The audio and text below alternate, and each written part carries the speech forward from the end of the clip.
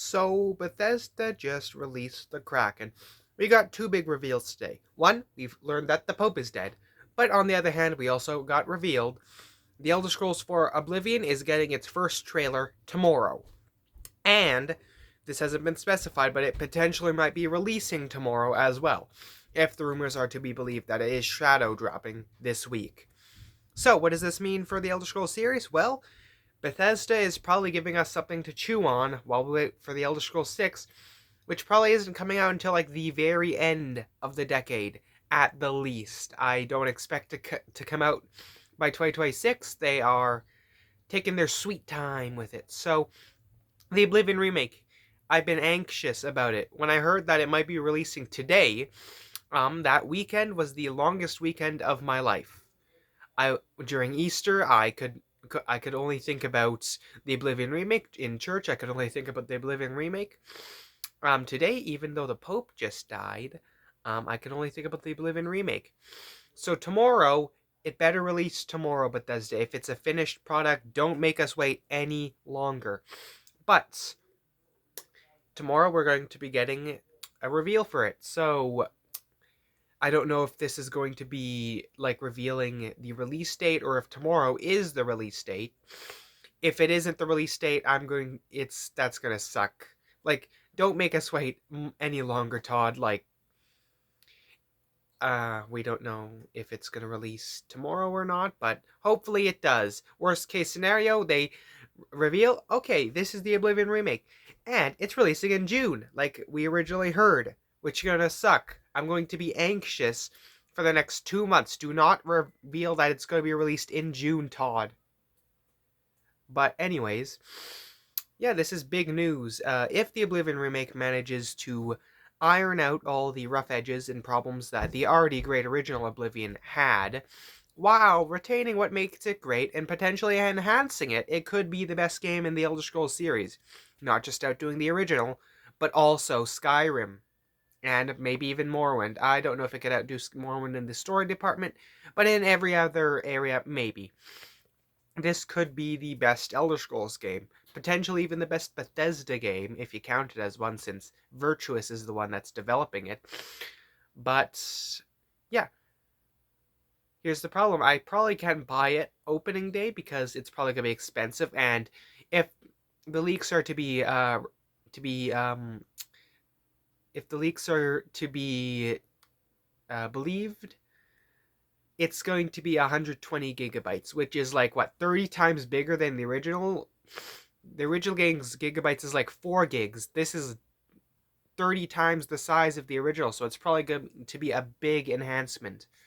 And I like that. That's really nice. But yeah, that's what I woke up to today. I found out Pope is dead, but we also got confirmation of the Oblivion remake, so I guess that's equivalent exchange.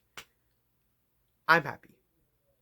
Thank you for watching. I will cover the Oblivion reveal tomorrow, and may or may not be upset depending on when they reveal it's releasing.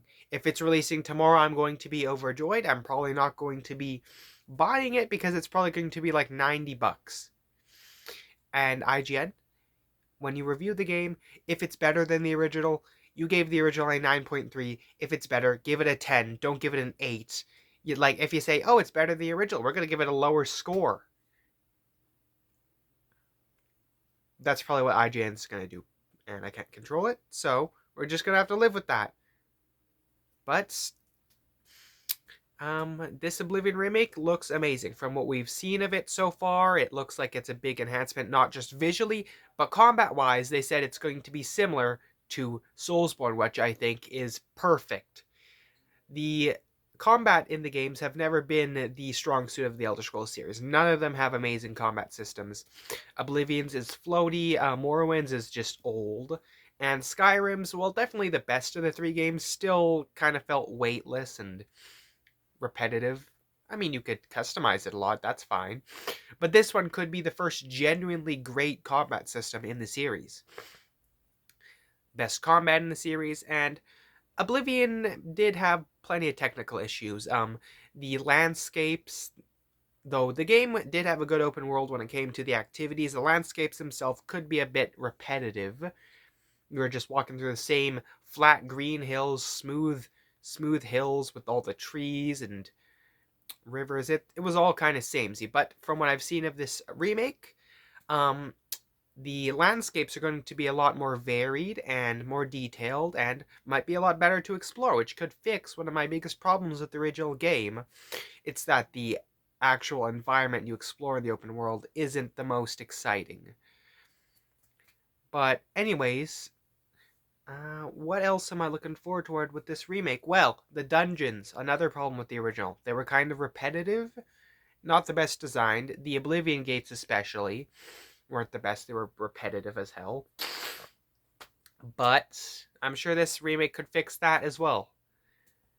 If it can, I'm sure there's still going to be a few rough edges with this remake. It's not going to be perfect by any means, but it could still end up being the best game in the franchise if it just enhances the best elements of the original game, which were also the best in the franchise. The best side quests, some of the best RPG systems, the best NPCs. Yeah, they were a bit weird, but hey, they had personality, and I'd take them over Nazim. Have you been to the Cloud District office? Man, shut up.